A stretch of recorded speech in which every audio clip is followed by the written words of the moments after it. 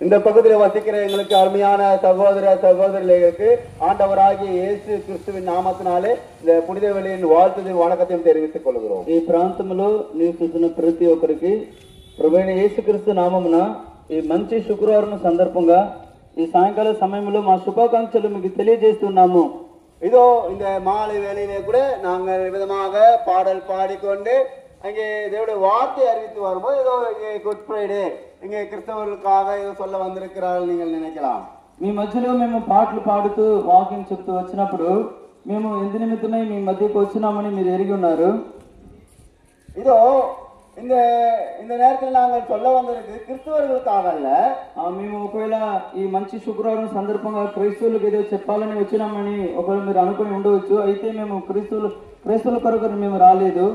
இங்கே அவர் 2024 ஆண்டுகளுக்கு முன்பாக இந்த உலகத்திலே மனுஷ அவதாரத்தை எடுத்து இந்த உலகத்தில் வந்து அவர் தன் ஜீவனை கொடுத்தது நாங்கள் அறிந்து கொண்டிருக்கிறோம். ప్రభువైన యేసుక్రీస్తు వారు 2025 సంవత్సరము పూర్వము ఆయన మానవుడిగా భూలోకానికి అవతరించి రక్తము కార్చి మరణించి తిరిగిన దేవుడని మేము ఎరిగిన సత్యం ఇది.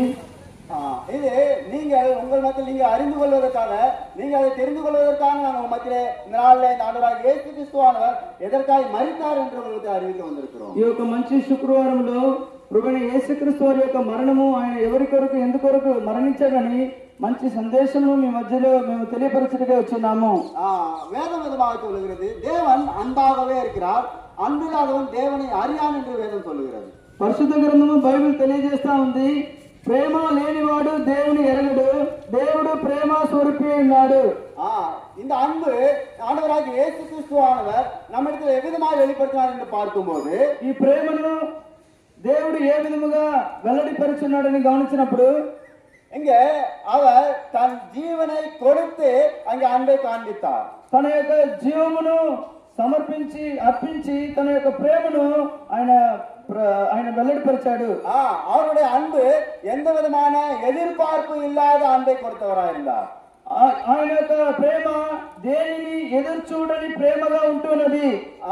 எதற்காக என்று பார்க்கும்போது இதோ வேதத்தில் விதமாக ஒரு வார்த்தை சொல்லப்படுகிறது, நாம் பாவிகளா இருக்கையில் கிறிஸ்து நமக்காக மரித்ததினாலே தேவன் நம்மை வைத்த தமது அன்பை விளங்க பண்ணினார் என்று சொல்லப்படுகிறது. పరిశుద్ధ గ్రంథము బైబిల్ తెలియజేస్తా ఉంది, ఆయనను దేవుడు మన ఎడల తన ప్రేమను వెల్లడిపరచుచున్నాడు. మనం ఇంకనూ పాపులమై ఉండగానే கிறிஸ்து మన కొరకు చనిపోయాను. அது மாத்திரமல்ல, இங்கே இன்னொரு வார்த்தை சொல்லப்படுகிறது, தேவன் தம்முடைய ஒரே பேரான குமாரனை கர்த்தராகிய இயேசு கிறிஸ்துவை விசுவாசிக்கிறவனோ அவன் கெட்டு போகாமல் நித்திய ஜீவனை அளிக்கும்படி அவரை தந்தரிலே இவ்வளவாய் உலகத்தில் அன்பு கூர்ந்தார் என்று சொல்லப்படுகிறது. బైబిల్ గ్రంథము మరి ఒక చోట్లో దేవుడు లోకమును ఎంతో ప్రేమించును, కాగా ఆయన తన అద్వితీయ కుమారునిగా పుట్టినవాని యందు విశ్వాసముంచు ప్రతి వాడును నశింపక నిత్య జీవము పొందినట్లు ఆయనను అనుగ్రహించని తెలియజేస్తా ఉంది. இவ்விதமாய் இந்த பாவிகளாக நம்முடைய வாழ்க்கையிலே இந்த பாவ உலகத்தில் வாழ்ற நம்மளை மீட்கும்படியாக ஆண்டவராகிய இயேசு கிறிஸ்துவானவர் இந்த உலகத்திலே மனுஷ அவதாரத்தை எடுத்து தம்மைத்தாமே இந்த உலகத்திலே ஜீவ பலியாக ஒப்புக் கொடுத்தார். పాపమైన మనలను పాపం యొక్క బంధకంలో నుండి విడిపించిన కొరకు ప్రభువైన యేసుక్రీస్తు వారు ఆయన మానవుడిగా అవతరించి మన కొరకు ఆఖరి బొట్టు రక్తము కాచి శిలువలో మరణించాడు. இங்கே நாம் இந்த பாவத்திலிருந்து விமோசனம், இந்த பாவத்தில் விடுதலை நமக்கு கிடைக்க வேண்டும் என்றால் அங்கே பரிசுத்தமான ரத்தம் சிந்தப்பட வேண்டும். మన యొక్క పాపముల నుండి శాపముల నుండి మనం విడుదల పొందాలంటే మన పాప క్షమాపణ కొరకు నిష్కలంకమైన రక్తము కార్చబడాలి. రక్తం చిందించలాமல் பாவம் మనకు உண்டாகாது என்று வேதம் சொல்லுகிறது. రక్తము చిందింపబడకుండా పాపమునకు విమోచన లేదని బైబిల్ గ్రంథం తెలియజేస్తా ఉంది.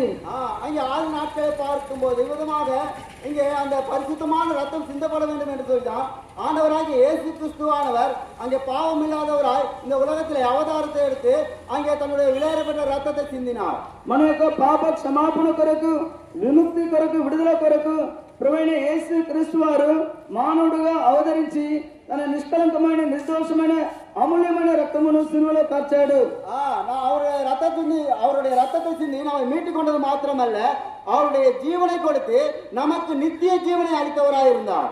తన యొక్క రక్తము చిందించి మనలను విమోచించుకున్న దేవుడు మాత్రమే కాకుండా తన యొక్క ప్రాణమును మన కొరకు ఇచ్చి మనకి నిత్య జీవాన్ని దయచేశాడు. విధమైన అన్బు నమకు కాన్పిస్తార్. ఇటువంటి గొప్ప ప్రేమను మన ఆయన చూపించున్నాడు. అది కాక మాత్రంగా వారు మరికవిల్లై, దాని కొరకు మాత్రమే ఆయన మరణించలేదు. సంతోషించి సమాజానికి కొడుకు మరిస్తారు. మన యొక్క జీవితంలో హృదయంలో సంతోషమును శాంతిని అనుగ్రహించే కొరకై మరణించాడు. அவர் இங்கு மரித்து அங்கே மூன்றாம் உயிர்த்தெழுந்தவராய் காணப்பட்டார். ప్రభువైన యేసుక్రీస్తు వారు లేఖనముల ప్రకారము మన పాపము నిమిత్తమై ఆయన మరణించి లేఖనముల ప్రకారం ఆయన తిరిగి లేపబడుతూ వచ్చాడు.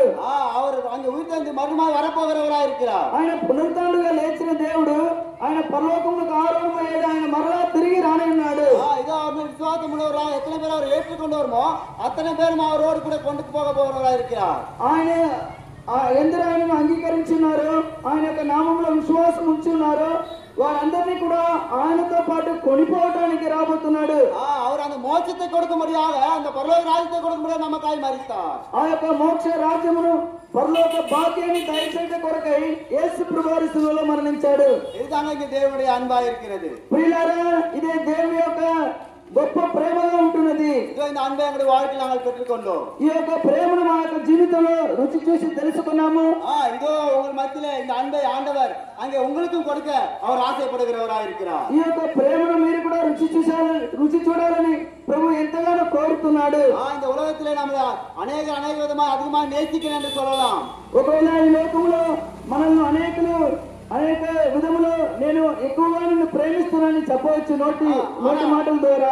ஆனால் ஒரு நாள் அவருடைய அன்பு எல்லாம் மாறி போய்விடும். అయితే ఎవరైనప్పటికీ కూడా మనుషుని యొక్క ప్రేమ ఒక్క దినమున మారిపోతున్నది.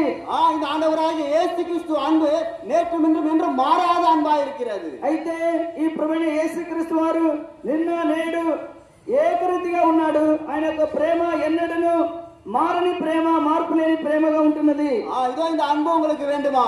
ఈ యొక్క ప్రేమ మీకు కావాలనా? இதோ நீங்கள் எந்த நிலைமையில காணப்பட்டாலும் சரி, మీరు ఎటువంటి పరిస్థితిలో ఉన్నప్పటికీ కూడా సరే, ஐயோ இந்த பரிசுத்தமுள்ள தேவனுக்கு முன்பாக நான் எப்படி வருவேன் என்று நீங்க யோசிக்க வேண்டாம். ఒకవేళ ఈ పరిశుద్ధమైన దేవుని యొద్ద నేను ఎలా రాగలనని ఒకవేళ మీరు ఆలోచించవచ్చు.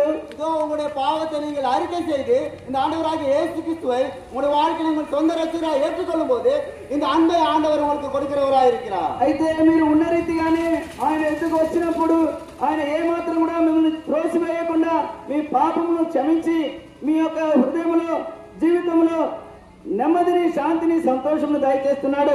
இந்த அன்பு மூலமா உங்களுடைய வாழ்க்கையில நீங்கள் எழுந்து போனது எல்லாருக்கும் பெற்றுக்கொள்வராக இருப்பீர்கள். ప్రియులారా, ఈ దేవుని యొక్క ప్రేమను మీరు అంగీకరించినప్పుడు మీ జీవితంలో కోల్పోయిన సమస్తాన్ని మీరు తిరిగి సంపాదించుకోగలరు, సమకూర్చుకోగలరు. கர்த்தராகிய இயேசு கிறிஸ்துவை விசுவாசிங்கள், நம்புங்கள், அப்போது நீங்கள் உங்கள் வீட்டார் அனைவரும் ரட்சிக்கப்படுவீர்கள். ప్రభువైన యేసుక్రీస్తునందు విశ్వాసం ఉంచుము, అప్పుడు నీవును మీ ఇంటి వారును రక్షణ పొందుదురు. கர்த்தராகிய இயேசு கிறிஸ்துவின் ரத்தம் சகல பாவங்களிலிருந்து நம்மை சுத்திகரிக்கும். ప్రభువైన యేసుక్రీస్తు రక్తము ప్రతి దుర్నీతిలో నుండి మనలను పవిత్రులుగా చేయును. మా ప్రియులారా, ఇంకా ప్రభువైన యేసుక్రీస్తు వారిని గురించి మీరు ఎక్కువగా తెలుసుకునే దాని కొరకు మనకు సమీపంలోనే పట్టిప్లోరు గ్రామంలోనే ఎంఆర్ఓ ఆఫీస్ ప్రక్కనే బేతనియా ప్రార్థనా మందిరం ఉన్నది.